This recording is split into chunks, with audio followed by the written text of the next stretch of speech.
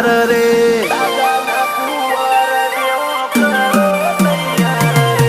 વેવાઈ ના ગોદરે થઈ જશે ટ્રાફિક જો મરે નંબર પ્લેટ પર